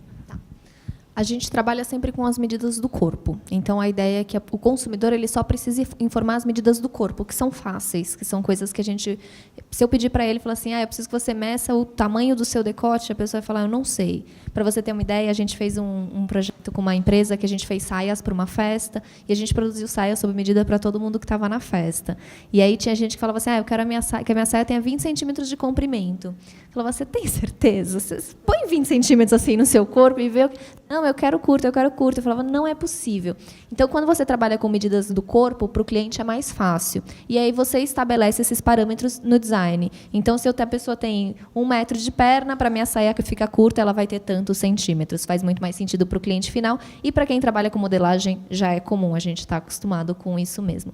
A questão do ajuste das roupas, a ideia é que elas não precisem de ajuste. Em serviços muito personalizados, como noiva, isso já é mais difícil, até porque você tem um tempo de produção muito maior. Você pega a noiva, quando ela vai fazer quando ela escolhe o vestido, quando ela vai fazer a primeira prova e antes do casamento, ela emagrece, ela muda o corpo. Então, tem essa demanda específica desse mercado. Mas a ideia é que nos outros tipos de mercado, quando a gente está comprando roupa para o dia a dia, a gente não muda tanto o nosso corpo assim. Uma das coisas legais que a gente quer propor é que, quando a pessoa ela faz o primeiro cadastro dela, a gente tem pings regulares que a pessoa fala assim, e aí, você fez uma dieta? Você mudou seu corpo? Você está se alimentando diferente? Porque a gente precisa da informação se o corpo dela está mudando. A gente precisa saber se aquilo ali está se mantendo igual. A gente mesmo não fica 38 o ano inteiro, a vida inteira. A gente compra um 38, um 40, depois um 42. Então, a gente tem essa atenção aos detalhes. No caso de noiva, a gente tem exemplo, por exemplo, da noiva não informar o estilista que ela colocou silicone. Então, na última prova, o vestido não entra, porque ela resolveu colocar silicone antes de casar e não avisou o estilista. Então, realmente... Bom dia, meu nome é Érico. Minha pergunta vai, aproveitando a pergunta da colega ao lado, nessa questão das medidas, se o cliente final ele tem uma orientação sobre como fazer, então, suas medidas. E uma segunda pergunta é em relação à troca, caso ela não goste ou talvez não ficou exatamente do tamanho que ela queria. Tem tutoriais em vídeo, em imagens, para como você tirar suas medidas, e a gente está desenvolvendo a tecnologia para fazer isso automaticamente com realidade aumentada. Então, você não vai nem precisar se preocupar nem com essa parte. Tá? Em relação à troca, tem uma parte da legislação que é a legislação brasileira, que é a desistência de compra. Então, todas as compras que você faz online, você tem 7 dias para desistir daquela compra, não importa o que aconteça. Então, a gente tem que obedecer à legislação do país que a gente está operando, não tem como nem tentar fugir disso, até porque é uma garantia para todo mundo. E em relação ao não gostar e ao não ficar exatamente como, aí sim, tem a proposta de ajuste, então você tem uma troca gratuita, você manda de volta a costureira ajuste e ela manda para você. Isso também já acontece normalmente quando você compra roupa nos sites tradicionais, aí você entra lá, quase todos hoje em dia tem o troca 30 dias grátis, que você manda de volta e troca e faz ajustes. A nossa ideia é que a gente não tenha que chegar num nível de ter um volume de trocas muito grande. Se isso começar a acontecer, é uma bandeira para a gente olhar. É uma coisa que a gente tem que ter atenção. Alguma coisa está acontecendo errado. Se é com aquela costureira, se é na produção, se é na modelagem. Então, a cada troca, a gente já tem um processo de entender por que aquilo está acontecendo. Porque logística reversa é caríssimo. É uma coisa super cara. A gente ir lá, pegar de volta, trazer e depois mandar para o cliente de novo, isso é caro. Então, a gente precisa ter muita atenção nessas pequenas coisas.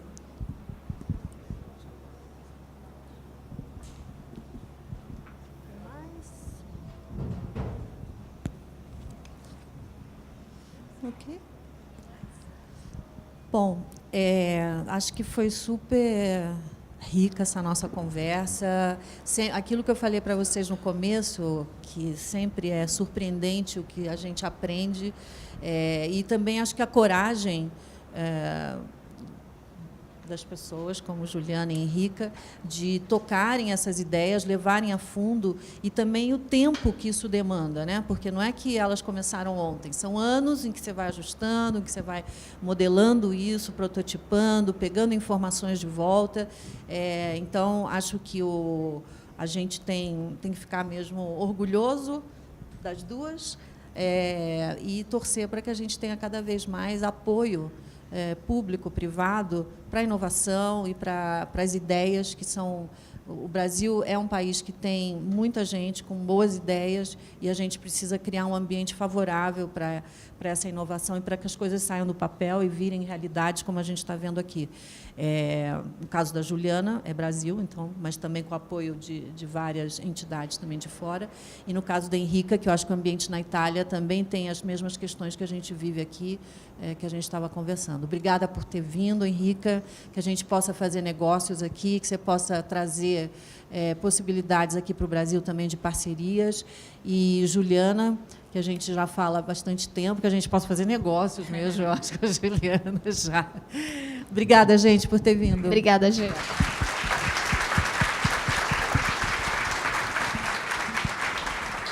Queria agradecer muitíssimo. Eu esqueci de te agradecer pelo convite, que sempre é maravilhoso, ela sempre nos coloca nos desafios. E também agradecer ao Santander por esse espaço, que acho que é um espaço que a cidade merece, precisa, e ter essas conversas o ano inteiro vai ser muito bom. Sem dúvida. Obrigadíssima. Eu queria aproveitar a presença de vocês, agradecer vocês terem vindo. A gente sabe que no dia a dia é complicado, né, organizar a agenda para estar naquele dia, naquele horário. A gente tenta ser pontual. Aliás, vocês estão de parabéns, pontualíssimos. E eu queria aproveitar para convidar vocês para as próximas edições. Na verdade, a Graça já comentava, a gente vai ter 21 outras edições até o final do ano, cada uma numa temática. São 2 projetos que se intercalam. Este dos Diálogos Startupeiros, a próxima edição, dia 10 de março, vai ser sobre bem-estar. Para vocês terem uma ideia, a gente vai trazer uma startup da Croácia que desenvolveu um ursinho, a Henrica conhece, desenvolveu um ursinho com esqueleto de silicone, que agora já tem a girafinha, o leãozinho, enfim, todos os bichinhos, e a criança, ao apertar aquele bichinho, transmite os sinais vitais, temperatura, pressão, batimentos, enfim, para o aplicativo. Então, é uma forma da gente ter um jeito menos invasivo e menos desconfortável de estar monitorando a qualidade de vida, especialmente de crianças, mas não só, vocês podem imaginar as várias aplicações. E do Brasil tem uma startup chamada Hands Free, de Recife, que desenvolveu, por essas questões maravilhosas, né, de que a gente encontra a diversidade, pessoas que não conviviam, em princípio, com outras pessoas com mobilidade reduzida severamente, como tetraplégicos, desenvolveram uma tecnologia que permite a essas pessoas interagirem com computadores, com todas as traquitanas tecnológicas, por meio do movimento de cabeça. E, a partir disso, crianças que antes não podiam frequentar a escola, hoje acompanham as aulas e participam por meio da tecnologia.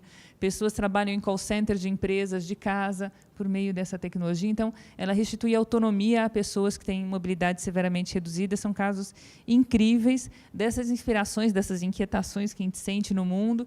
Assim, eu vou mudar esse contexto e, assim como essas 2 perseverantes, competentes, vão lá nessas áreas, mudaram. A edição seguinte a essa vai ser de gastronomia.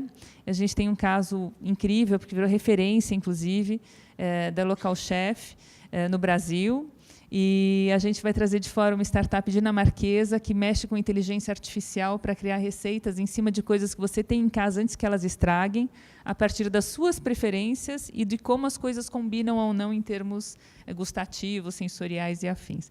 Então, essa vai ser atuada até o final do ano, cada vez um tema diferente, com uma startup daqui, uma de fora, de qualquer outro canto do mundo, menos provável, inclusive, né? Então, a gente não vai no Vale do Silício, não vai para Israel, a gente vai onde as coisas estão acontecendo, mas não tem a visibilidade necessariamente que mereceriam aqui no Brasil. E, intercalando esse projeto, a gente tem o Meu Futuro é Agora, cuja proposta é discutir o futuro do trabalho, né? Que é um futuro que não é daqui a 95 anos, é um futuro que daqui a de 20 a 40 diz que metade das coisas que a gente faz profissionalmente vão mudar, metade vai mudar, e metade do que então existirá, hoje a gente não tem ideia do que seja. Então, como é que a gente se prepara para isso? O encontro de abertura vai ser dia 24, em que a gente vai ter o presidente do Santander fazendo a mediação e mostrando como é que as empresas estão se virando, né? Como é que eu faço carreira de uma pessoa, como é que eu invisto em recursos humanos, né? Aquilo que a gente vai ouvindo desde que entra na profissão. Vai trazer o reitor da Unesp, professor Sandro Valentini, para dizer como é que eu preparo a universidade para o futuro, que hoje a gente já apanha. E vai trazer também um dos maiores pesquisadores do mundo no assunto, que está embaixador do Brasil, da Argentina, desculpem, no Brasil, inclusive, o embaixador Carlos Magarinhos, que tem um mundo de livros publicados, pesquisas e tal, para mostrar essas tendências todas para a gente. Vai ser dia 24. Depois a gente tem o curador do Museu do Amanhã, na edição seguinte, que é um cosmólogo incrível, que pega a complexidade do mundo e traduz, e a gente parece que está ouvindo roda de bar, de tão fácil que fica. E, seguindo, a gente entra num lote de cidades que vem se transformando para serem espaços acolhedores para que a sociedade fique mais preparada para o futuro. Então, a gente começa com um caso incrível, emblemático, que é o de Medellín, que saiu do posto de cidade mais violenta do mundo, como já foi, e passou a ser a cidade que se apresenta como cidade da inteligência e não da violência. E aí a gente vai ver com quem está fazendo a coisa acontecer, como foi o caso dessas 3 meninas, como é que a gente vai transformando o mundo, a cidade, a gente, a nossa sintonia com o que a gente, inclusive, quer, né? Porque essas são questões que nos colocam numa situação de reflexão. Então, agradeço muito a participação de vocês, já convido para que vocês venham nas próximas. A gente sempre divulga a programação pelo site do Farol Santander, pelo Facebook do Farol Santander, pelo Facebook da Garimpo de Soluções, que é a empresa do Alejandro Minha que faz a curadoria. E queria deixar a vocês a possibilidade, se quiserem receber a newsletter com a programação, tem um caderninho ali. Próxima vez a gente vai ter uma cartolina para as pessoas marcarem, mas tem um caderninho, se vocês quiserem deixar o e-mail. Não é cartolina, parece mimeógrafo, né? Para vocês, por favor, deixarem o e-mail e a gente manda só a programação. Não manda spam, tá? A gente odeia spam, mas a programação a gente manda. Porque, como vocês viram, o espaço é pequeno, né? A gente tem a ideia é ser intimista, é ser aconchegante, é ter esse contato próximo, mas são 100 lugares, então a gente precisa do ingresso logo, né, para participar. Você não tem live embaixo, tem Facebook, mas é gostoso isso, né, de olhar nos olhos, e vocês estão todos convidados, tá bem? Muito obrigada pela participação de vocês. Obrigada. Quem quiser subir ao Mirante ainda não tiver ido, é imperdível, né? É realmente da gente ver São Paulo descortinando aos pés. A saída é por ali, vocês sobem até o 26º, tá bom? Bom passeio.